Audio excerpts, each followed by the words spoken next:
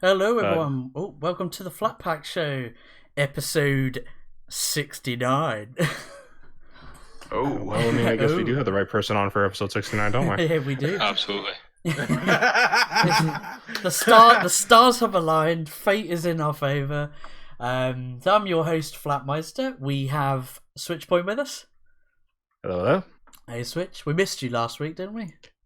Okay, so since I've been gone for about a week, I stand by my ground. Endgame is a 1 out of 10. It sucked. There you go. What was it you said? Yeah, you're scoring at 1 out of 10 because scores suck. I said I rate your score 9 out of 4. Or something silly like that. I mean, okay, so I want to point out, like, for people who use like ratings, like number ratings, that shit's like so stupid anyway. But the thing is I also used 1 out of 10 because I knew it would like trigger some people. So yeah, I stay by that. I stand by These it. number ratings as well. Like I liked actually, incidentally, Nerd Waffle's number rating because he broke it down when he was doing the movie as to what went into each Mhm. like criteria. So that was actually like, oh, okay, if he gives it a number, I actually know what's gone into generating that number. Whereas I saw somebody doing a review video and they had like this number system, and they're a good reviewer, but they just lost track of their own fucking number system because they're like, they were raving about this other movie. I can't remember what it was, but they were going nuts for it. But they knew it was a niche movie, so they gave it like 3.5, right? But I they mean, loved it. And then they reviewed Endgame, and they were completely lukewarm about it, and gave it 4.5 out of 5. I was like, what? Your voice tone alone tells me that it's not 4.5. I mean, like, the thing is, like, I don't think number systems can't work. If it works for you, it works for you. As long as you have like, as long as you have a system in place. But I think they're stupid personally, and that's why that's why I make fun of them. Well, But yeah. you kind of need to know about the reviewer, like the kind of stuff that they normally like, or Mhm. else you don't really know what to judge it against. I remember exactly. back in the day, EGM Electronic Gaming Monthly. I used to read it like every time it came out, and they wouldn't give anything a 10 ever. And if something got a 10, you knew that it was a perfect game. You needed to buy it right away. And now, like, it doesn't really mean anything anymore. Mm-hmm. With mine, I would not give a 0, and I would not give. I don't know how. Have to relook it up. My system does need some tweaks to it. That's why I sort of stopped review movie videos for a little bit. But for the most part, on my system, you can't get a 0 or a 1, and you can't get a 10 because nothing is completely unsalvageable and nothing is completely perfect. And Well, that was what I liked about it, because you actually went through, like, for example, like if the thing is competently made, it will get a 1, right? But like, so the only film that might not would be like an afternoon straight to TV movie, or like The Room or something like that, because it wasn't competently made. If it's competently made, it'll get a 1, so that tells you where you are straight from the off, and then if I shut the movie off because it's so bad technically that I can't get through it, then it would probably get like a 0. But I'm pretty brave and pretty tough with movies. Like when it comes to sitting down. So what we should have is like a dare movies. Nerd Waffle to watch this segment. So. Yeah. And so the thing is too is I agree. I find here's the thing. I don't mind if somebody has a really shanky sort of shifty rating system, if they have some things that they value and they put some value into the numbers and stuff. The ones that I don't like are like people who are like, yeah, just saw the movie, yeah, 6 out of 10 or 4 out of 10 or 8 out of 10 or 2 out of 10. Oh, you mean like the people who are just basing it off of like their kind of high after seeing it? They're basing it off of their emotional feelings, which is great. That's a great personal rating for you to indicate whether you like the movie or not. That doesn't indicate if it's technically sound. I like to take as much bias, and you're not going to take a complete amount of bias out, but on my rating I like to take as much bias as I can out of it so I can say, you know what, I didn't like this movie. If it was a personal rating, I'd probably give it a 2 out of 10. But it was technically sound, and it's an 8 out of 10 because it hit all like lighting and writing, and it did all the technicals that a film should. Is that like a personal attack or something? Yes. Just against you, Flat. No. You and your fungal toes. So anyway, we Shots need to get fired. on to introducing the other people. So we've introduced Switchpoint. We have Nerd Waffle. We have Crumple Point. Yo, come 69 with me. And we have a very special guest. We have Matt Wenger. Is that how you say your surname? Yeah, you got it. A lot of people have trouble with that. Ethan Van Sciver calls me Matt Wenger. I don't think he's ever got that right. But yeah, it's great to be here. That got off on a little bit of a tangent. I forgot that we hadn't been introduced. Cool. Welcome to the Flat Pack Show. You've been formally introduced. Everybody was like, "Who's this degenerate?" Yeah, Nerd Waffle has a habit of going off on tangents, which is funny. Don't pick on him. We're all fucking terrible for it. Yeah, I know, right? Like, just because I went on this tangent doesn't mean that it's always me. So well, we were all going crazy about Sonic before the show went live. Yeah. Yes, we were. So, yeah, Matt, did you want to tell us a little bit about yourself? Where's that strange yeah. accent from? I'm from Knoxville, Tennessee. And I'm the creator of a webcomic called Dragoon Not Aldrake. So if you want to read for free, you can right now on my website, aldrake.com. But the reason I'm here is because I have a new IndieGoGo campaign. We're doing really well. It's called Super Harem. This is the line. Tim has a bizarre power. Any woman he has sex with gains superhuman abilities. Yeah, that's all you need to know. You either think that's funny or you think it's dumb. If you think it's funny, please come to me. We're almost at 3K. We're $12 away. And when I started the day this morning, I said we're $200 away from 3K. If we get it there today, everybody that backs today or before is getting an extra sketch. When I sign the comic, I'm going to make a little sketch inside with my signature. Oh, there you go. There you go. Like, you get some sketches. You get a book. You get like a lot. Not to mention, like, I love that you're offering also the digital option for people who just can't get the book physically in their area, or just or because of the means they just have, they're not able to, which is always a great option. For sure, I think that's amazing. We do have international shipping, but I realize how expensive that can be. So if you just want to read it, you can get digital for only $8. Can I also just say before somebody continues with the serious point that I fucking love the fact that it says digital harem, physical harem, super harem, because it just makes you think, all right, one is like jerking off to an e-girl. The other one is getting off your arse and going to a brothel, and then the third one is like a purpose-built sex dungeon. We have Jay in the chat who is saying, "Why am I throwing money at my phone?" Well, I mean, what you throw money at, Jay, that's your decision. I can't stop you either way. He says that nipples are on point. It's got a lot of great superhero action, and it's very funny. So it's everything a comic book should be. It's very entertaining. I love just in the artwork how unapologetically sexy and just completely out there. A guy has a bizarre power to make women have superhuman abilities, whoever he has sex with. Well, yeah, my whole mission statement was I'm going to use SJW outrage to my own advantage. Here's the thing about SJWs. They're like the current in the ocean. Yeah. You can fight it, and that's not going to end well for you. or you can just lay back and let it carry you. That's what I'm doing. I was trolling them all day yesterday on Twitter, and I made like $100 just doing that, just messing with them and putting my link in.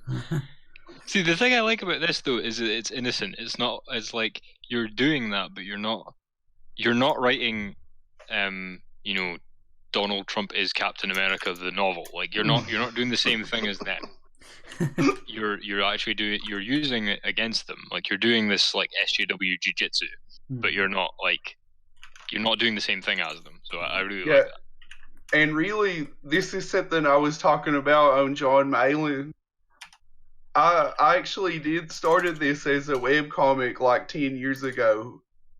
But it wasn't controversial at all then. Like, nobody cared. That's how different things are now. Because really, like, but all this X is implied. It's really not that out there. If you ask me, I don't think that it's too much. But it's not a Tijuana Bible.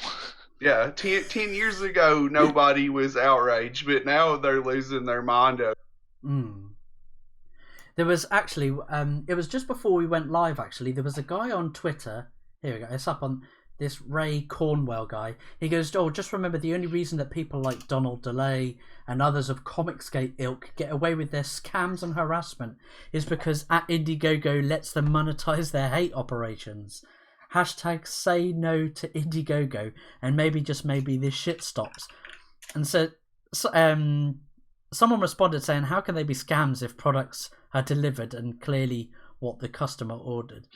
And so I quickly shilled the show and your comic. I said, I'm just going to leave this here. You know, come join the non-harassment discussion. So hopefully some more people will turn up. Yeah, I'll tell you, I've been having so much fun trolling with this book. Like, it's seriously, I'm doing something I would have been doing anyway, just pissing off SJWs, and I'm making money doing it, and I love it every second of it. And you can see we've got a great interior artist. His name's Joe Ball. The level of detail that he puts in the pages is insane. And he's a really nice guy too. I'm sure you guys have seen him around. Yeah, I have to say as well, Wenger, that like your cartoony style was good for Aldrich, but I'm glad that you actually like, because I was like, when you said you got a guy to do the art, I was like, well, why, you can draw. But then it was like, when I saw it, I was like, oh right, it needs to be as like unbelievably detailed lewdness as possible to have maximum effect. That's what this is. Well, look, my style is fine for webcomics, but people, when they're paying for a comic, they want this kind of like high production value and detail, and I'm just giving the customer what they want, really. I can't blame you. I mean, you're trying to do you're trying to do what you think is right. You know. Yeah, but I did already draw almost the entire thing, and I just handed over the pages that I had to Joe, and he's like redrawing them. So at the bottom of the IndieGoGo page, you can see like how I drew the exact same scene that we've got displayed here from Joe, and compare them. And this is something that's cool about our campaign, is in the high tier, you're going to get an ash can with those original pages by me. So really, you're going to get two completely different versions of this comic. Sounds good. It's really good. Yeah, just sort of seeing the two compared to each other.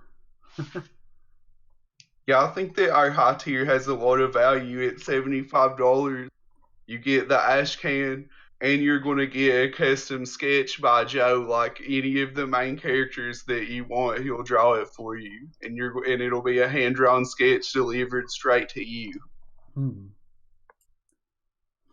Well, that is actually very nice. And so was this originally supposed to be like? Was this originally going to start off as a webcomic, and then you just kind of decided to move forward to making it an actual like comic itself, or? Yeah, I did it years and years ago as a webcomic, but I never finished it. And it's just been, I've got a folder full of comic ideas and stuff that I never really did anything with. And I went in there, me and Joe had been talking about doing a project together for a while. And I just opened up my folder and was looking, and I was like, you know what? This is the time for this book right now. This is the place where it's going to have the most impact. Oh yeah. I also like. You could maybe go into this a bit for us as well, but I like the dynamics you can come up with in regards to, you know, the guy having this power, but it's not really power for himself. It's only the ability to give other people powers. And then, like, you could get him into some seriously funny situations with that, but also the fact that, like, you know, I'm sure there's a metaphor in there somewhere with, you know, people, men and women, I guess, who will, like, flock around wealthy or high status individuals in order to sleep with them just because of their money or status. And I guess there's a metaphor in there somewhere with that. Certainly, it works on a lot of levels. Like, really, this is something that could easily become an ongoing series if people like it enough. Well, I mean, I like the fact that you're also like not taking yourself overly seriously with this. I mean, like you're just trying to have some fun, and I think that's very important. Like, you know, you want this to be somewhat of a lighthearted series, but at the same time, somewhat of a, you know, you want there to be a story, you want things to continue on, but you also don't want to like overly, you don't want to overly like be serious with everything either. And I think that lighthearted nature is actually very nice and welcome. Well, look, that's what comics should be. They should be fun first. Like, it's great if you create art in the process, but the first thing that you should be thinking about is this going to be entertaining? And I think that's where a lot of these modern like guys go wrong. Tom King, like Bendis, they're trying to create art first, and it just ends up being pretentious and weird and not entertaining at all. Yeah, do you remember that old Rock meme from, like, The Rock from WWE, that meme from years ago about, like, it doesn't matter what you think. It's like, these guys keep, it happens everywhere, but, like, these guys are like, oh, I have my story to tell, and I'm just like, it doesn't matter what your story is. Yeah, nobody cares. They're paying you money to entertain them. They need to be having fun, and if they're not having fun, then you didn't do your job right. Yeah, it's got to be the product over the message, otherwise you just have this fucking sob story written for you. Exactly. And you were sorry, you said you've spoken with Ethan Van Sciver already actually about your book as well, correct? Yeah, he's talked about it on his show a couple of times. I haven't been on there. We did do a show with John Malin at one point when I was first announcing this, but I think that I caused John Malin to have to take that stream down because I was accidentally showed some like lewd pictures of Chloe Grace Moretz. Oh my.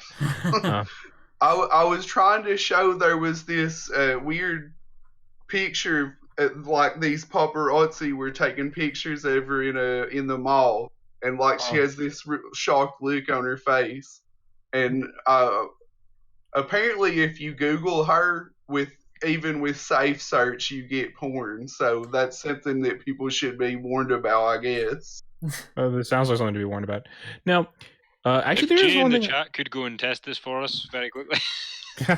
There's something I actually did have a question about, because I noticed like you have the three girls, that poster, the one that you've been sharing around about it. You have the three girls there that are the I'm presuming like each of them is the one of the Valkyries that like the guy creates when he creates his the girls, like when he has when he has like the sex with them to create their powers. Now, I noticed one like almost looks like she's like a flappers type of girl, like from almost like the 20s or the 30s. One looks very much like an 80s 90s girl, like with a kind of with like a long, kind of like with the sweater and like the Jazzercise style sweater and stuff like that, and she has like the go-go pink style thing going, and then like the bottom girl there kind of looks like a punk rocker kind of early 2000s girls.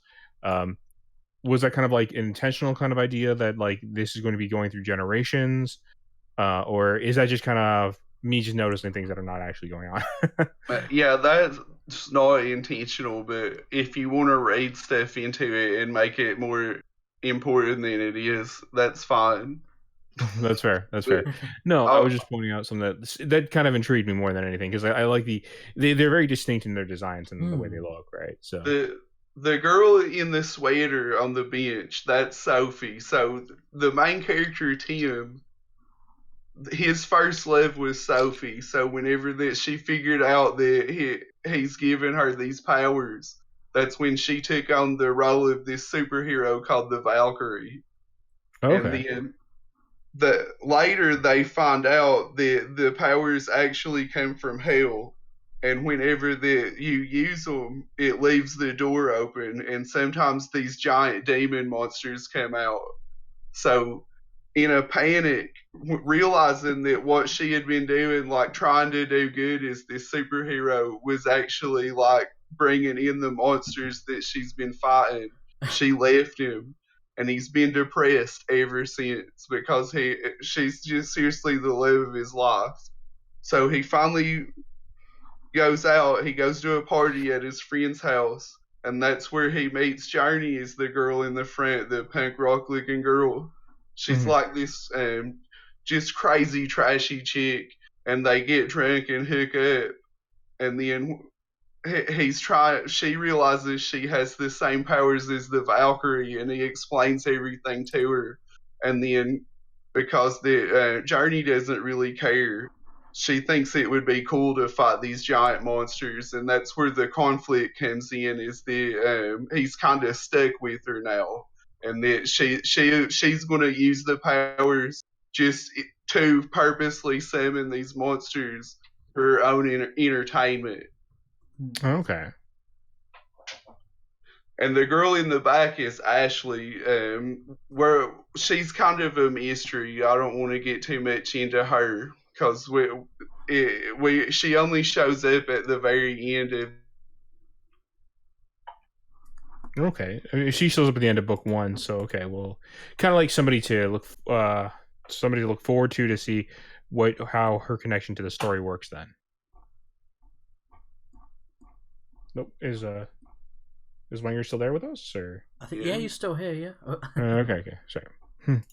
All right. Sorry, no, you cut out there for me for a second. So. Sorry. Yeah. No worries. I do appreciate the info though. It's definitely like a nice. I do appreciate the info because I'm glad that we have an explanation for sure. Clearly I was overreading things. But that's kind of par for the course, right? I mean, that's how the mind works. I noticed that your book is also like the pages you're showing are black and white here on the actual on the actual IndieGoGo. And I'm presuming, are you actually going to move forward like with the black and white style for the book, or are you planning to do a color pass down the line? Or I mean, because I find like I actually am not one of those people who hates on whether a book goes black or white or not. I was just wondering like what the aesthetic the aesthetic decision was to kind of go the route that you go, kind of thing. Can you hear me? I can hear you. Can you hear me? Okay, yeah. We do have a colorist lined up. That's going to have to be a stretch goal. Hopefully, it will be in color. But Joe's page rate is pretty high. You can see the detail, okay? Insane detail. You get what you pay for. But the goal that I have set is just what I need to pay him and get the book printed. Yeah, no, and I completely understand that. Like, make sure that you can make your book first. If that means making it black and white, I think that's more important than worrying about color down the line. If you can get color, that's just a bonus, right? Well, I think we're going to make it. Like I said, we're doing. Mm-hmm. Yeah, we're almost at 3K, and we're halfway through our second week. So, I mean, if we can keep going at the pace we're going, we're going to easily get everything we need. So that falls to you, viewers, to go and find a social justice prude and poke them with this comic. Yeah, can put hear- these titties in their face. You can just hear the rees coming already. That's the thing, though. They don't buy comics full stop, do they? They love to complain about the representation or lack thereof and dictating this, that, and the other. But they don't. I mean, Captain Marvel's been bloody low sales, hasn't it, recently? Yeah, well, that's all they can do. Like, not to cloud Wenger's thing with the negativity of that, but that is really all they can do, because like if you look at, if you get them like, hey, look, we wrote this book with you guys in mind, please buy it. Like, it's just tumbleweed. But by God, if somebody needs deplatformed or doxed or something, they've got fucking hordes of them lining up. Well, they don't have any money. They live in a flat or whatever with like 8 other people and eat ramen noodles. I like this image. But I think another. Sorry, Nerdbuffle, go ahead. I think I just picture them like all without jobs, living in a commune and sing Kumbaya and dox people. I like have a computer, but I am still connected to like nature. Like, more often though, they're just like, they're completely charisma bereft middle-aged people who like pose as a, you know, quote, geek by buying Funko dolls and don't have a fucking clue about anything to do with the actual hobby or pastime itself. Like, you know, they go on Wikipedia a storyline or watch Comics Explained and then buy a Funko doll and pretend that they're a fan. It's like, no, like, I have fucking, compared to these people, I have almost no merch, but I've read all the stories, you know. Well, I think they think the like in pop culture is a personality. They don't have a, so they like fill it in with all this stuff. Yeah, I think that it's now that it's popularized. I think that they want they didn't want in the club when it wasn't popular, and these people probably bullied us as nerds, and then as soon as it became popular and it started ramping up and things were starting to sort of happen, and all of a sudden closeted nerds started coming out, and like, I met people who were like, yeah, I play Pokemon, but I didn't really admit it because I didn't want to be made fun of. And I think once things started kicking into gear and it became popular, and our generation are adults now, and it became popular, all of a sudden then these people want to feel, because they've always had to feel popular, they want to feel popular, but because it's not designed with them in mind per se, I think they are like, oh, I don't really like this, so it has to change and adapt to my likings, because otherwise I won't like it. And if I don't like it, then I won't be popular. I won't be in with the in crowd kind of thing. I'd agree with that, and I would add safe. Like, everything has to be safe for them. Like, you look at a 12-year-old who you've got a movie coming out, even if it's like a 12-year-old girl, you've got a movie coming out. What they want fucking sword fights and blood and guts and tits and fucking, ridiculous swear words and all that sort of stuff. And they're rounding the corners off everything for the 35-year-olds. It's ridiculous. And then the other thing that they're doing is, like, with comics, it's like they only like comics because it's safe now. It's acceptable. And you see this with their inserting politics and everything as well. Like, 10, 20 years ago, it was impolite to impose your politics on everything, but now that is the safe option. So that's what they do, and they pick the safest politics that they won't get harassed for or whatever. And so this book that we are reviewing here is the opposite of safe, because firstly, it's an IndieGoGo, so it's relying on people from the get-go. Second of all, the source material is pretty, like, I don't want to say edgy because that sounds like I'm taking the piss, but you know what I mean. Like, it's not safe. It's more risque. Yeah, that's a better word. That's actually the perfect word. So I was gonna say, Matt. Oh, go on. Go ahead, Jay. The last thing I want to add to that subject is, now that I think about it, is that them coming in and wanting to be part of nerd culture, I don't think is necessarily a bad thing. I think that the approach is and it's not necessarily just on their side either. I think it's happening a lot now that we're more connected these days, where we have to start blending together and stuff. And I think that instead of realizing, oh shit, people are different and people have different interests and people have different gray areas and white and black and white areas and stuff like that. I think that we're not realizing that you need to find your audience, and not everything has to be directed towards that audience, because they can have their safe books that are comic-y, that they can feel part of the group, and the people who've been like the classic stuff can have their stuff, and the people who like new stuff can have their stuff, and the people who like over sexualized and exploitative sort of material can have their output too. Yeah, it's you're spot on with that, and it's like, I wonder if it's maybe related to reality TV, in that the art itself isn't the hobby, the commentary on the art is the hobby.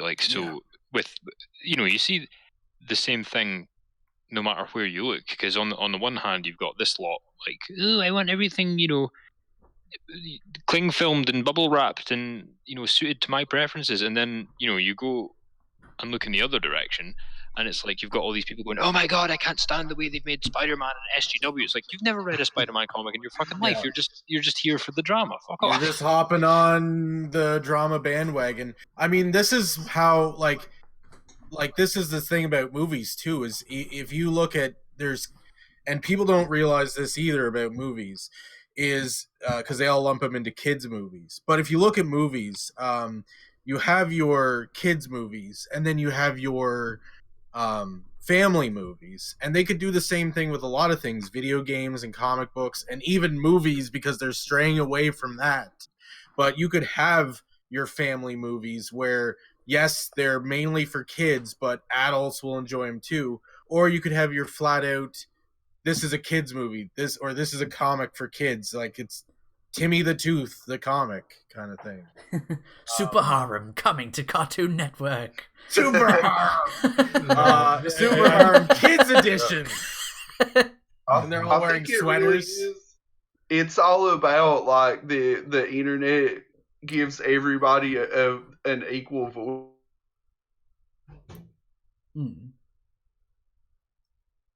Oh, I think, have we lost you there, Matt?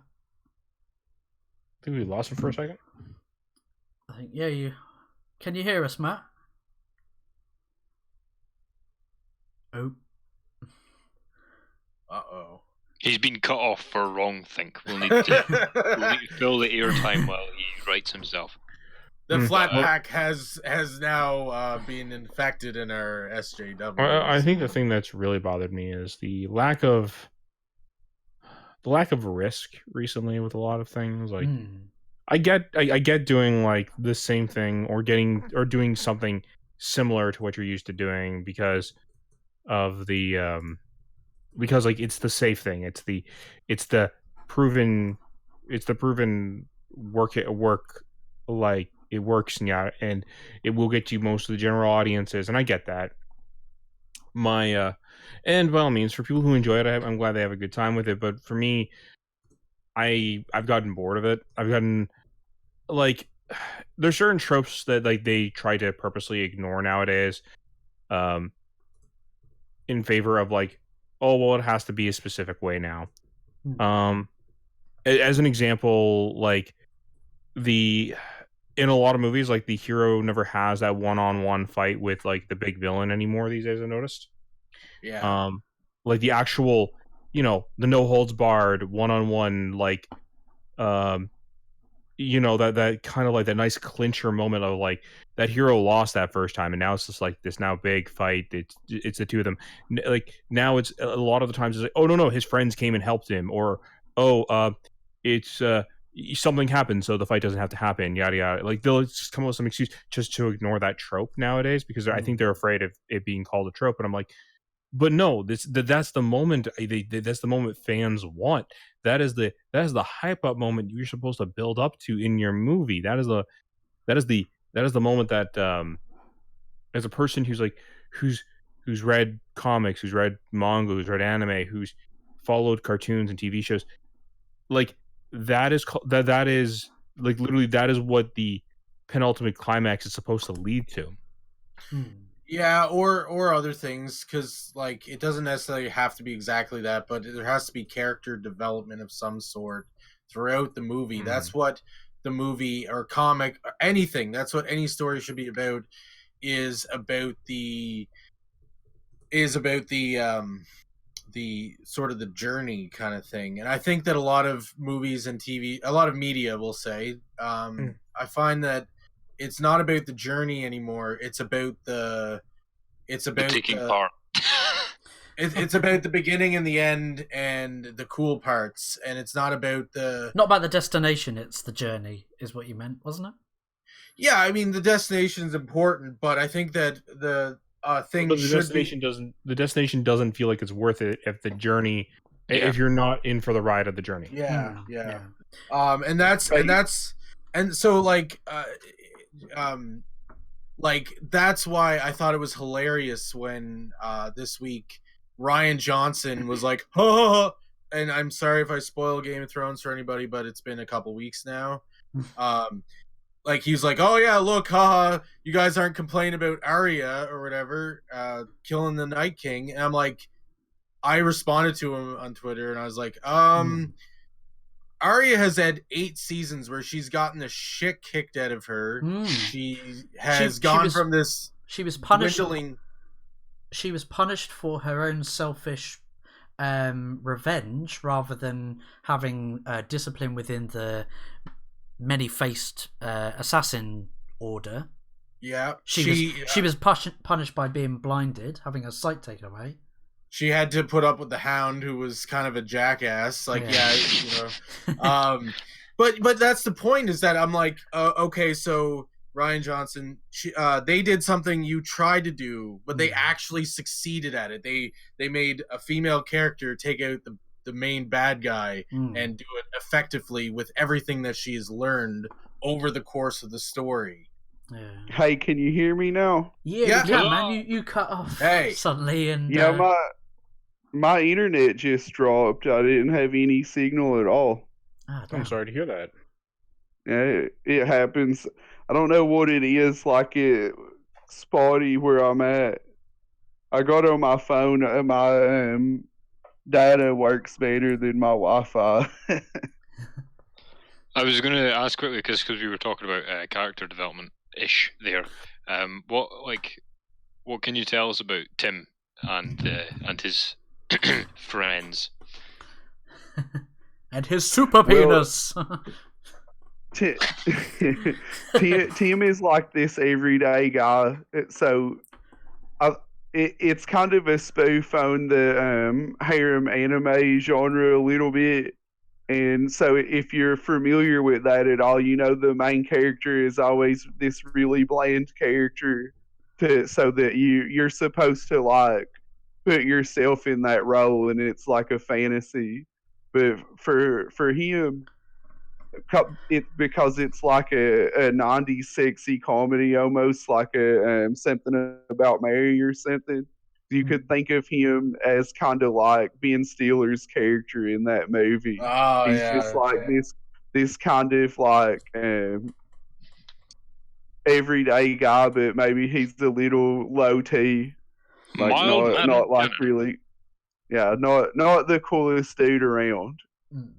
He seems like he's sort of it seems like he's sort of got like a bit of a head on his shoulders too, just looking at the Ashcan comic at the bottom, because he's I'm not sure, because that character I don't know the characters, but the other character he's talking to there is like, you're looking at this all wrong. With your powers you could have the entire world on a string.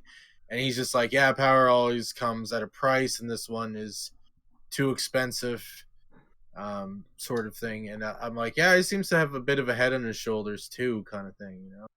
Yeah, well, I mean, you can think about it would be a depressing situation to be in, to know that every time you have sex, you could destroy the world. Yeah. The other character he's talking to is Baron Fox. He's kind of the villain, but he's like an affable villain. He's not really against the heroes. He's just evil. Yeah. Yeah. He's just there. He likes what's going on. I mean, you can see him smirking as this evil demon appears out of the nothing. Tim, I Yeah. ain't got a thing against you, but I love demons. Also, yeah, I like the sound of that. Like both the character dynamic and the hero villain thing. But like, so does, I know you've only got sort of the first little part of the journey done yet, but does Tim have like an arc, or is he quite stable all the way through, and it's everything around him that changes? How's his character fit in? Well, he's hopefully going to quit being too much of a pussy. So we'll hope that that he can sack up. We'll hope that he can sack up a little bit, because that would really help him out. How to become less soy in these 10 easy steps. Yeah, that's how you could have it. Write that down, Matt. That was a good one. Step Switch. 1, Yeah, throw it in the trash. That's the soy So milk. he's sitting on this building ledge right now on the page you're talking about. He was going to jump, and Baron Fox like talked him out of it. But that's like how weak he is that he thinks that the only way that he could stop this is by jumping off of that building. Wow. So I mean- what? Oops, sorry, Switch. Were you going to say something then? Oh, no worries. Keep going. I was going to ask Matt. So, what were some like inspirations for like the story or the characters? Where did you sort of get some inspiration? Well, again, it's kind of like this 90s sexy comedy. This was really popular when I was younger. Like, you had Road Trip and American Pie. Like, this was comedies. Is Yeah. these sexy comedies. But it's also, I like giant monsters. So, I mean, I pretty much, when I make a comic, I just put in stuff that I like and hope that other people like it too. The monster thing reminds me a little bit of One Punch Man, and I'm thinking that you can have this idea for free if you have to call one of the books One Pump Man.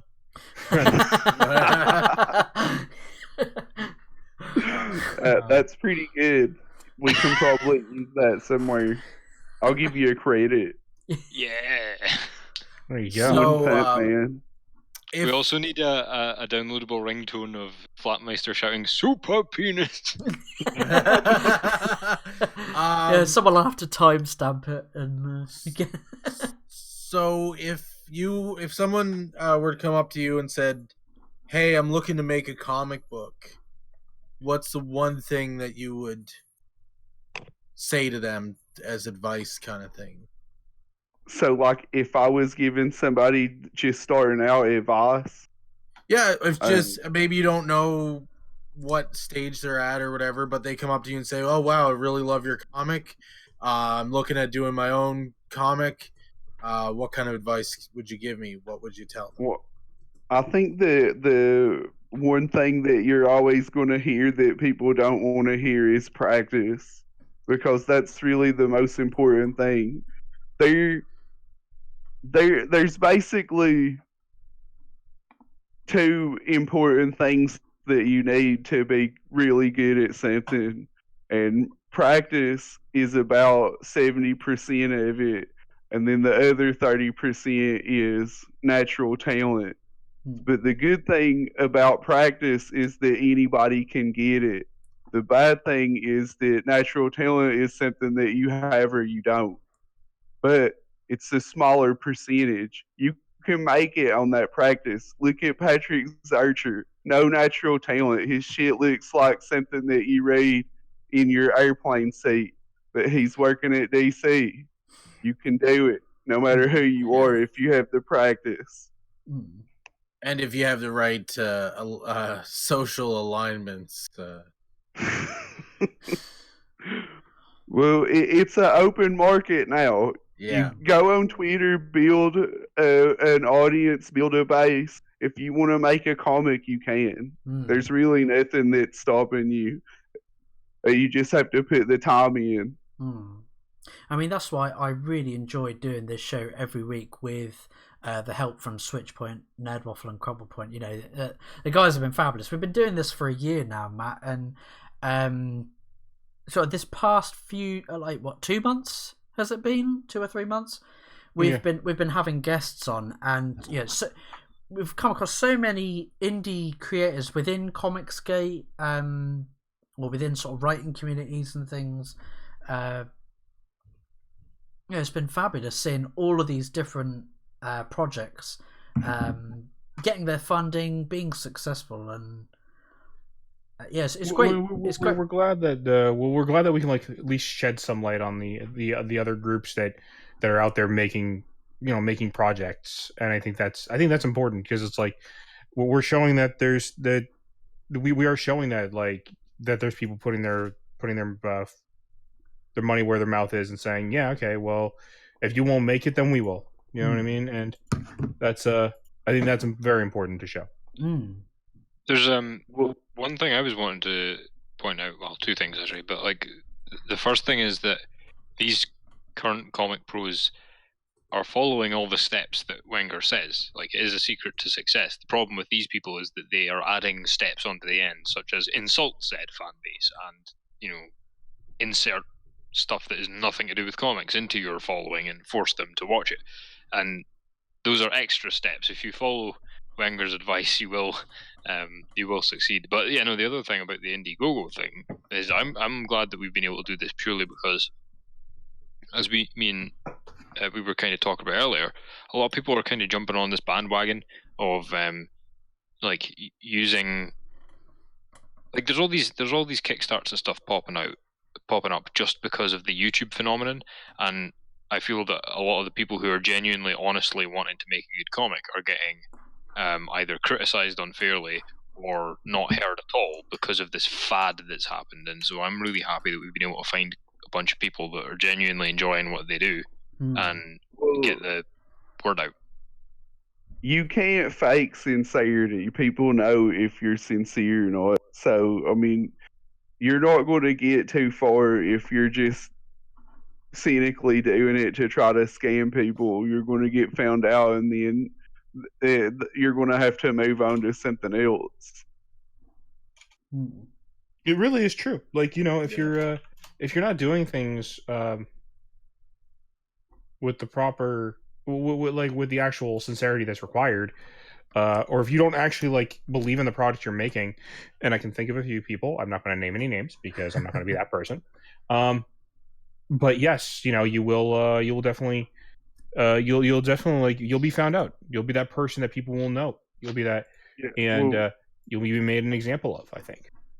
Yeah, those people you're thinking about, they're not going to be around in the future. This thing, it's got legs. It's just going to get bigger, and the sincere people are going to get weighted in, and I think sincerity is an important word, to be honest, because you can say talented, or you can say I don't know, artistic or whatever, and it's well, you get people who are dishonest who are all those things too. I think sincerity really is the key. And what you said at the beginning as well, though, about it's about the product and the fun. It's not. There is the sincerity, but there's also the fact that you've got to know your place, if that makes sense. Yeah, I'll tell you what really annoys me, and I think there is a problem with a lot of not just comic creators but entertainers in general, is that there's this inflated self-worth. You think that if you are in entertainment and you make money doing it, that somehow makes you better than anybody. But here's the thing: there we go. You're not you creating. over 3,000. you're not creating anything that people need. They can live without your product. You're not important. Yeah. I knew someone before who I didn't like their attitude because they thought that only certain people could be artists. Like you were talking earlier with the natural and the practice or whatever. Their idea was that you have to be a natural at art or just don't do it, leave it up to the artists kind of thing. And I just felt like that was really stupid, to be honest, because I think that it's for everyone, and like anybody can do art. Now you might not be the best, you might not be better than somebody else, but I think art is for everybody and anybody can really do it there. And I think that some people just get this inflated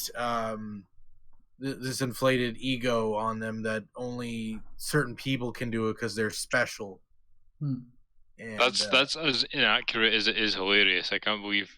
Actually, I can believe that people think that, but it is just so funny because it's like you see so many people who put the work in and end up. And let's not forget also that's the attitude that led to Hitler. Pretty much. I'm into art school. Yeah, well, I'm not sure, but I'm pretty sure this person was you're an SJW, so it's kind of going down the same path of censorship and only certain people and elitism and stuff like that. So I mean, yeah. So I've been informed that we've got over 3K, so thank you everybody. If you're in the chat right now and you back Super Harem, I really appreciate you. And you're going to be getting that extra sketch that's only for today, and people who back before today. You're going to be getting a little sketch of Journey on your inside cover from me. There you go. So there you go. We've hit the daily goal, people. Yeah. Yeah. There you go. And I think that's a pretty awesome thing, because that way, like, people clearly you have fans who wanna try to hit those goals. So I think that's they were really excited about this when I was humbled actually that I got such a response when I put this challenge out this morning, because we got like $150 almost right away. Wow. Jeez. There you go. Like that's indication. Like, people are pumped for this, and no pun intended there. I couldn't help myself, Switch. I couldn't help myself. That's okay. Take advantage. Take advantage. Well, look, it's what we're talking about. You can see I'm sincere. I just want to entertain you and make you laugh, and that's hard to find these days. Yeah. I think people are sick and tired of being lectured and bashed over the heads with politics. There's a way of doing social or political commentary in a comic or video game, but doing it with subtlety and nuance. Oh, definitely, there and is. That's something that the SJWs at Marvel and DC don't understand. That, do they? Well, no, they don't want to. But like, funny enough, they forget like the subtlety of like previous books. Like, take a look at something like, sure, okay, you can make a comic, you can make fun of, like, let's say a political figure or boast a political figure that's currently in the news, but 10, 20 years down the line, that's going to date your book. You know what I mean? That's gonna make it not as popular. It's gonna make it like not as not as important as it is. It won't be relevant. Yeah, like it won't be relevant down the line. So what's more relevant is bringing like the actual political issue, but bringing it in a more nuanced manner. So, like, as an example, we have like I'm just bringing up the example here. Like, take a look at X-Men, right? I can always understand the point of like mutants being subjugated and mutants being separated because they're different from humans, right? but like I'm not saying mutants are a race. I'm not saying mutants are a class, like a specific gender or a specific thing like that. I'm just putting mutants in that place of that thing. I'm not saying they're a specific person. I'm letting you infer what you think it is. Yeah. You know what I mean? It was an analogy, wasn't it? For exactly, it is an analogy for forms of racism, but we're being inferred with a way that we're not being beat over the head with it. It's we're getting both the human side and the mutant side of the issue, because like, well, how does a human handle the fact like of a mutant who can literally be a super weapon with their power? But like at the same time, how does a mutant handle the fact that like I just want to be treated human, even though maybe I can't control my powers, and I understand that I could potentially be dangerous around other people? Yeah. Well, with X-Men like mutants, it's an allegory, and that's how you really want to do stuff like that. Because allegories are great, the X-Men is a great example, because you don't have to be that thing that it's talking about to identify with it. Like, you understand the plot of the X-Men, whether or not you were fighting in the 60s for civil rights, which is what it was originally about. You understand what they're going through, and then you empathize with the real world thing when you realize how it goes to that. Exactly. That's the infuriating thing about it for me, is that it's like you say, it's an allegory, but it's also an archetypal one. So it's like they are the outsiders.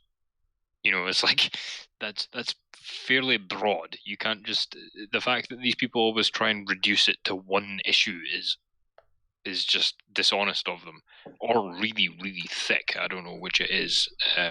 Probably a combination of the two. But it's like, you can't. You can apply it to so many things, because society always has outsiders, and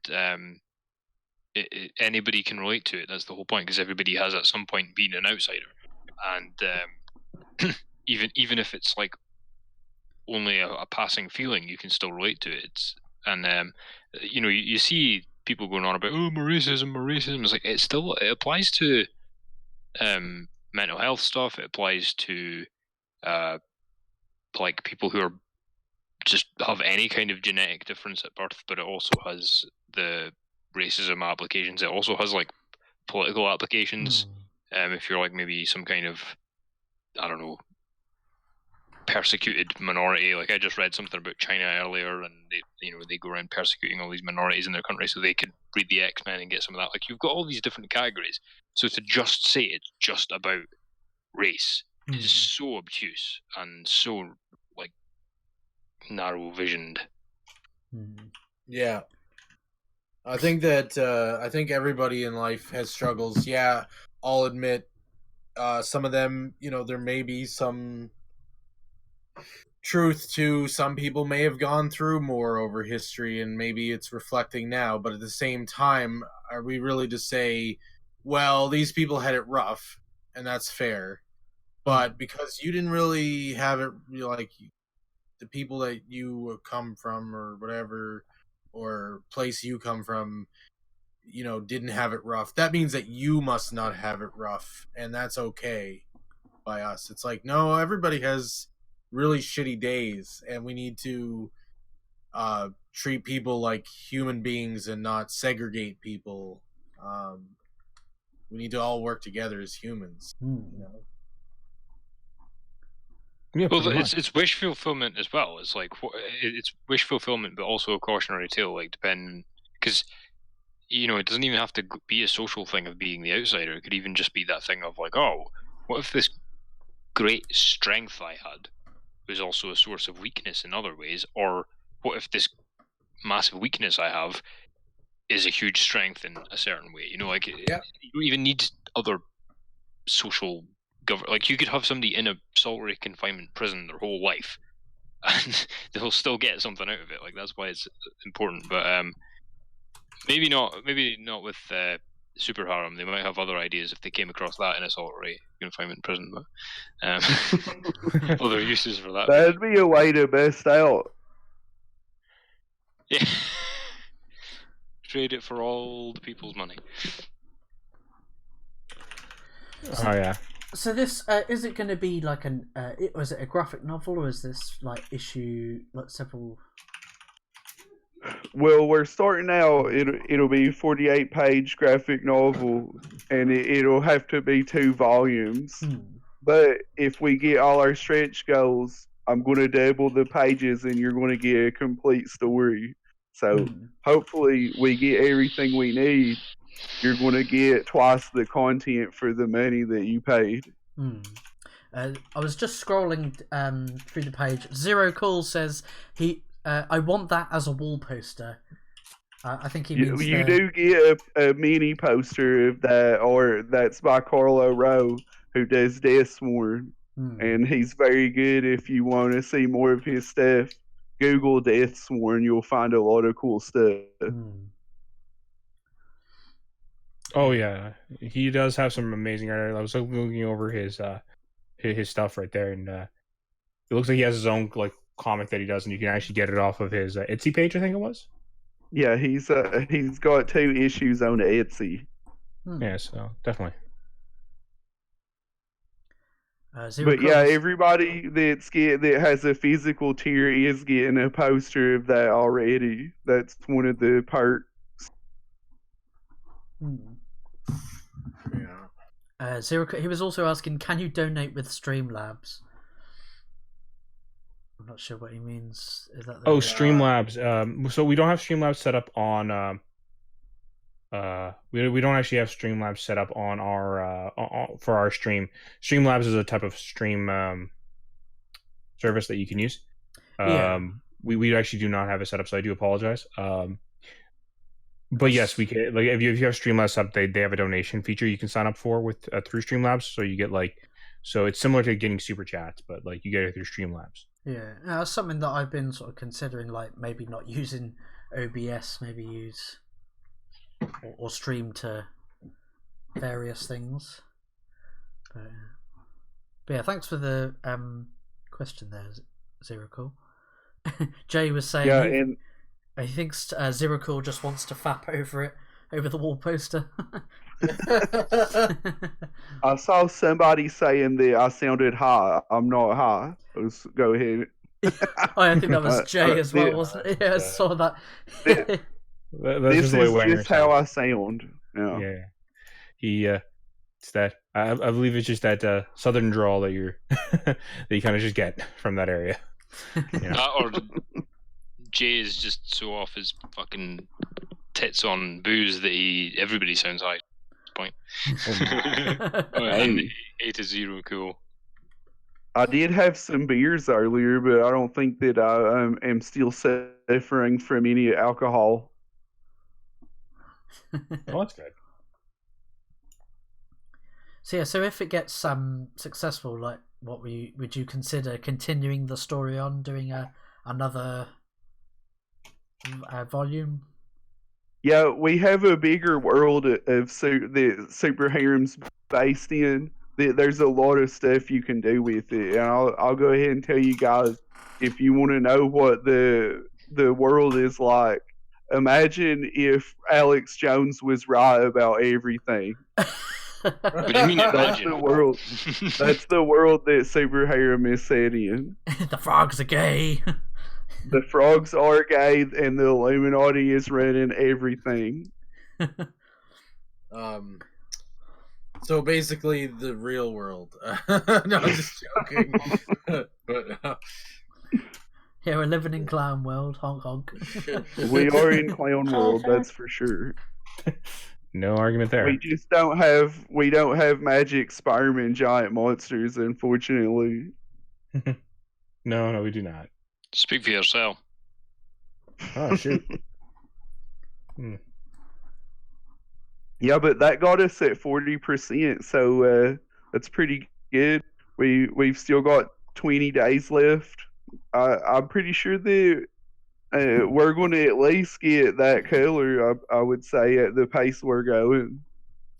I refuse to purchase this until you have 2 separate characters and add them in so that I can feel included. You need to have a Canadian in there, and you need to have a some sort of food related person in there, preferably a waffle or a pancake, so that I can see myself in the comic. And Dude, You enjoy need it. representation. I need Him representation, sticking his dick in a but pancake. separately. That's not good. But separately, because I identify as separate Canadian / food person, being a waffle. And You say Canadian. that in jest. I reckon Trudeau would probably try and make that legally possible in some way. Or do it illegally, as he seems to be doing with a lot of things lately. But anyways, moving Okay, on swiftly. I'm gonna go ahead and say this was already part of the comic, but the sperm that transforms Journey into the Valkyrie the first time actually is Canadian. Well, there you go. Just the sperm, not actually the person or either of No, them. Just the sperm. that particular load is Canadian. Okay. Canadian grade A bacon. There you go. You get And- your 2 in 1. That's a very important part of the character development too. Yeah. Make it Canadian bacon. That way you get both. Enough of you and your Canadian meat. Well, you said it couldn't be both at the same time, so I have to get some food in there somewhere else. I'll allow it. Okay. I'll feel represented by that. All right, that's good. So you are represented in the book as a load.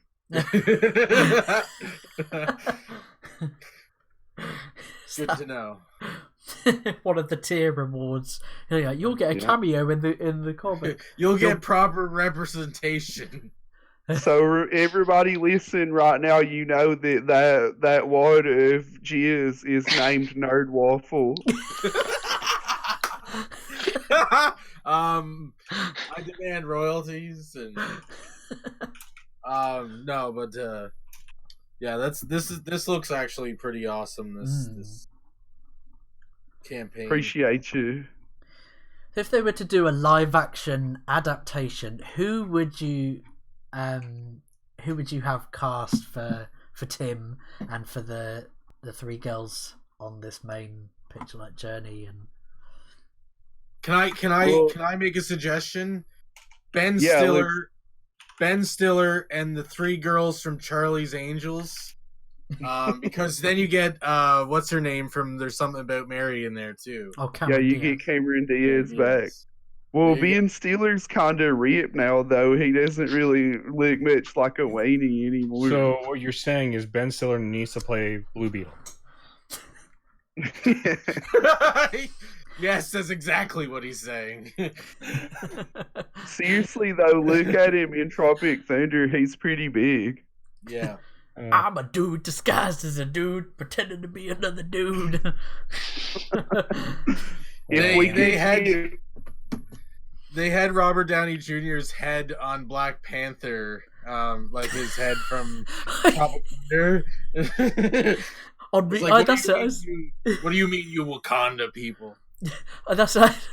Someone did a similar thing with Riri Williams. I can't remember who it was that tweeted it. They said, the only way I could see except Riri Williams is Robert Downey Jr. being able to continue his sort of role within Marvel Cinematic Universe or something. Yeah. He should play Riri. I think that would be great. Yeah. Might make her likable. Yeah. Oh. Apparently, they've been doing better with her. I haven't seen anything of it personally because I don't want to give Disney any money. But I've heard she's actually had some character development. What? Finally. I can finally shave this playoff beard. Yeah, what I heard is that Thanos kicked her ass and then it humbled her a little bit. It's amazing what can happen when you get rid of Bendis. Yeah. Oh, And then he, so it's like trading that hockey player that really sucks to the other team, so that he can drag that team down. oh man. This guy on that thread I was talking about where I was trolling and making money yesterday, this guy was telling me about how great Bendis is being on Action Comics. What? Just on what planet is that even? Like, even Bendis fans aren't saying it's great. They're just like, oh, it's not that bad. He's doing fine. Like, nobody's. I've never come across anybody who's actually said, oh wow, it's great. Bendis is what to DC what Ryan Johnson is to Star Wars. He looks like a giant A nutsack. Have delightful you ever thought treat. about that? Is that what we're going with? A delightful treat? Yeah. Okay.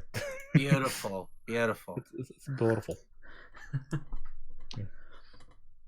I mean, if we do get Ben Stiller to play Blue Beetle, I want Owen Wilson to play Booster Gold. Wow. Oh, Wenger, did you say? Wow. Did you say? I'm Booster Gold. Wow. I don't know anything about this character. Wow. But I would watch who's that Luke movie Wilson in a gonna heartbeat. Oh, sorry, go on. What, was somebody asking me a question? I was asking who Luke Wilson was gonna be. I don't know, but this movie you're describing, I would definitely pay to see that opening night. Oh, you know, Owen Wilson and Ben Stiller? Yeah. Like, you can. It's called the Royal Tenenbaums and Night in the that movie was Museum. actually pretty. You know, And when I was Night in the younger, I Museum. actually didn't like that movie. Yeah, it's actually pretty good. It's interesting. It's sort of not laugh out loud dark humor, but funny, but not. Like it's one of those movies that, like, I think when you're too young, you just don't understand it. So when you get older, like, it becomes a better movie as you get older because, like, a lot of the things start to make more sense. It becomes one of those movies that ages over. Yeah. Get this, and then you see it again, and you're like, "Wow, this is really dark." Then you see it again, and you're like, "Yeah, that's life." Yeah, pretty much. Like Starship Troopers, like I think I said to you guys a couple of weeks ago, I recently rewatched that, and I remember watching that as a teenager. I didn't really fully understand. I thought, oh, this is just a cool action flick, soldiers fighting against bugs, these aliens with the weird little PSA recruitment announcements, which I thought were funny. It felt like straight, but I never fully understood the subtext of it. Yeah, isn't it until you rewatch it again when you're older, you get sort of better understanding of it. Oh yeah. If this was a cartoon, I think you should get what's his name, H. John Benjamin or whatever. Who plays Archer. Yeah. I think he should play the voice if it was like a cartoon, maybe even live action. Oh, yeah. Like, oh man. To play John Benjamin, have you ever seen what he looks like in real life? Yes. No, I'm not. Is it H. John Benjamin? He looks like your creepy uncle. He looks like not Archer. Yeah, what you imagine when you hear his voice as Archer, like it's the complete opposite of that. I think it was in Family Guy. He does what's the character he does in Family Guy? It's he's like the gas station attendant. Yeah, that's it. I can't remember his bloody name. No. He goes, hey, it's I'm gonna do an impression. Here's Archer from that show, Archer. Hi, I'm Archer from that show, Archer. Here, I'll do another impression. Here's Bob from Bob's Burger. Hi, I'm Bob from Bob Burger. Like, he always uses the same voice, man. Yeah. I like the Simpsons crossover where they're like, where he's in the plane with him and he's like, oh no, we don't want to fly too low like that person or whatever, and it like points down. It's like Cleveland. I think my favorite part about Archer was well, not just like Archer, but like was that one episode where Archer forgets his memories, so he becomes like Bob from Bob's Burgers. Yeah. He's even like wearing Bob's getup, and he has like the restaurant and everything. Oh yeah. And so it literally opens up with him like flipping burgers, and of course, and the joke is that like because it's John and he plays both characters, so. He even has the mustache that Bob has. Yeah, that was great. You get some hilariously bad impression videos on YouTube, and like the people have no idea how bad they are. It's hysterical. There was one I saw. It was this guy claiming to do a Zoidberg impression, and he just said in his own voice, "Oh, I thought you were the robot," and then instead of doing the whoop whoop whoop thing, he just goes ah. So I thought you were the robot. he said robot even because Zoidberg says robot. Yeah, I forgot about So that. he couldn't even say the word right. He might have actually said robot. The idea is that like Zoidberg, because Zoidberg is like supposed to be like Jewish, and the idea is that like he has a strong Jewish accent. So along with like the lisp, he has the strong Jewish accent. So that's why he can't say robot. He says robot. What? You don't like when I talk about the robot? That's a pretty good impression. Matt, so I've just got a quick question from Zero Cool in the chat. He's asking, does the backer money get taken right away? Because I would prefer to have it paid forward instead of waiting, he said. Oh, okay. I don't really understand. Oh, let me. So what he's asking is like, if he pays you now, do you get the money now, or does it come out of his bank account right now, so that he knows that like the funds that he put towards it immediately goes towards it, rather than it being on hold and waiting till the project is over, kind of thing. Well, I think that what happens is that I can't get it right now for sure, but I think I can access it after we get 50%. What IndieGoGo does is they just like take the money and put it into a pool, and then when your thing's over, you get it if you made your goal, and then you can keep it in demand, and then you'll get it as people back then. So it's kind of like escrow then. Yeah. So, okay. So Zero Cool, what it is just so you know, basically it sounds like what happens is this is all IndieGoGo. So of course Wenger he doesn't have very much say in regards to how they work, but from IndieGoGo, I've backed a few myself. What they usually do is they put a hold onto your account. So it's basically just a hold, meaning that it will come out of your account if you actually do make the payment. But like it won't actually come out of your account. So if the actual amount is actually paid, like if it actually makes whatever amount up to whatever IndieGoGo says it's allowed to, then that's when Wenger gets the money at that point. So, whether it be the 50%, the 75%, whatever IndieGoGo's terms of service on that regards are. Yeah, hopefully we can get some money soon because Joe's been doing a lot of good work, and I would like to pay him. So he deserves it. Yeah. Well, definitely he does deserve his payment for the work here. So by all means, if you are interested, Zero Cool, you don't have to worry about it. Like if it's more of a I have the funds now, and yeah, so that like you don't have to worry about it not being in your account later. Like IndieGoGo does the hold thing, so it does hold the amount. So you'll be fine if you want to make the payment now, because you know you have the money now. Yeah, by all means, do it now, or wait till your next paycheck if you're more concerned about that regards. But by all means, yeah, IndieGoGo will just do the hold for the amount that you've requested at that point. Cool. And he says he's tweeted and Facebooked it, so good. Yeah, like to the people watching this now live, or if you're watching later on, definitely consider backing and share it around as well. It definitely helps. Helps Matt out. Mm-hmm. Yeah, if you don't have the guys, money, I've reached my time limit, so I'm going to have to head. But by all means, continue. And I'm glad we could get you on, Wenger, and I'll catch you all soon. Yeah, take care, man. I mean, we're about. Take care, Crapple. Okay, see you. We're about the hour 20 mark anyway. Yeah, I gotta get going here. I'm about expended on my time too. I have maybe to we should move do the it close. over to Narwhal's stream.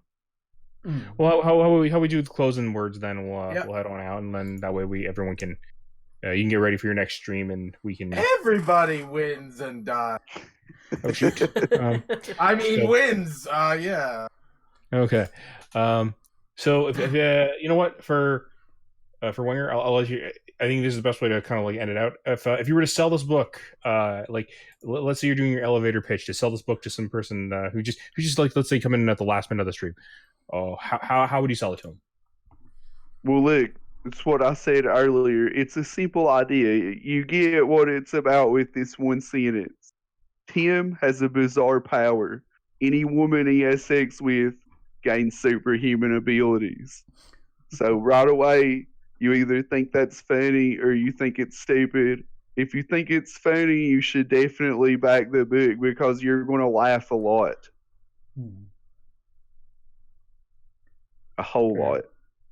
Fair enough. Fair. You sold me. Here's my checkbook. I was gonna say that meant to sound like a CEO of some business, but it came across more piratey than more like a pirate than Hey. anything. There was that Monty Python sketch that comes on at the beginning of the Holy Grail where they're the same thing. Your elevator pitch was good, kid. You sold me. You're gonna be a star. Smile for the camera. But so yeah, like I said, definitely consider backing this. Help share this around. Help Matt out. To final words, Switchpoint. By all means, if you're interested, like he has a very low end tier, about $8 US for the digital. So if you kind of want to back this, but you don't want to put too much money into it, highly recommend going with that digital purchase. Get that digital one, because that's that way you kind of help an indie project. If you have any questions, I'm sure if you ask Wenger online, he'll definitely try to answer them as best he can.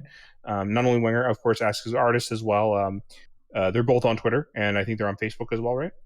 No, I deleted my Facebook about a year ago. Oh, okay. But yeah, you can get a hold of me on Twitter at RealDbub. 25 plus shipping. The shipping is based off IndieGoGo, so Wenger wouldn't be able to tell you. You'll if you select it and you go in before you pay, we'll tell you the shipping costs. Well, it is $10 US and $20 international. Yeah. So like the shipping cost basically is based on where you are situated. So that is something where like the creator could give you maybe a general idea, but wouldn't be able to give you the actual specific answer because like it is So in Canada for the second tier, it's about $61 after shipping and the book. Yeah. Which, to be honest, fellow Canadians, Canada Post sucks. So no argument there. Well, it should be 45, which that's half for a comic. That's 45. It's 45 American. It's 45 okay, USD. yeah. Also, our Canadian dollar sucks. Yeah, I get that. Not your fault at all. It's Canadian but dollar. Mm-hmm. I understand the international shipping is very expensive, so by all means get the $8 digital if you don't want to pay that.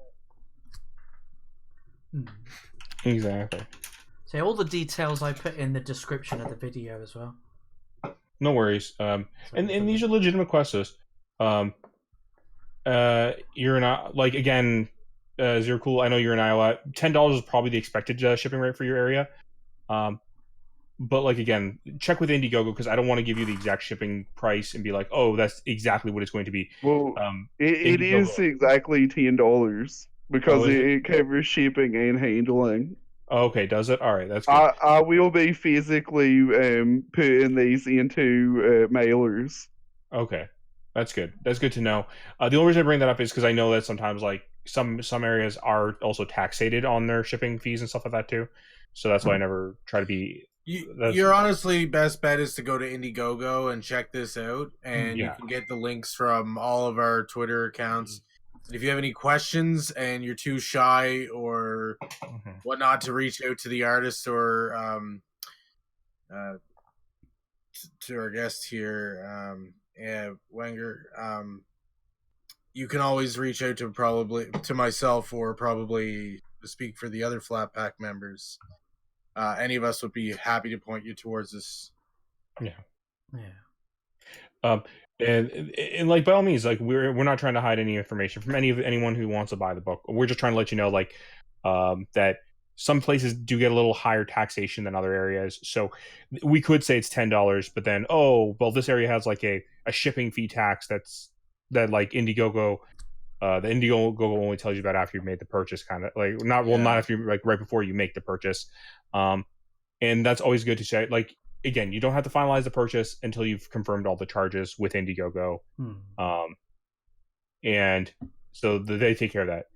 By all means. I hope you do. I hope it's not too much extra for you with the shipping costs. There, Zero Cool, and I hope you enjoy the book when you get it. So, anything else there, Switch? With your final words? I think I've pretty much covered everything. What about you, Nerd Waffle? No, I've pretty much covered everything. Yeah. I guess my final words. Matt, thank you ever so much for taking the time to come on the stream, to come on the show. I appreciate it. Yes, thank you. Yeah, really appreciate that, and It's been a lot of fun. Yeah, it's been a real laugh. We always have a laugh on the Flat Pack show. But I wish you all the best of luck in the future, and look forward to sort of other future projects that you work on. And by all means, the invitation is open for like a follow up stream. So maybe because when is it? September this year the book comes out. Yeah. So maybe like October, November, and we'll see. Like, so how did Super Harem go? Oh, I'll be there, man. Yeah, so the invitation is open. So with that, it's been the Flat Pack Show. Thank you ever so much to everyone that has tuned in live, and whether people are watching this later on. Don't forget to check out other previous episodes of the Flat Pack Show. I need to remember to put the previous episodes on the Flat Pack playlist, which you can also see on my YouTube channel. So with that, I've been Flatmeister. It's been our very special guest, Matt Wenger. I thought you were going to say thank you. Yeah. Sorry. No, you're right. Okay. It's been Crumple Point. He's just gone. It's been Switch Point. Yo. And it's been Nerd Waffle. Remember to hug the person next to you and keep it dusty. We'll catch you in the next episode. Take it easy, everyone. Bye. See you later.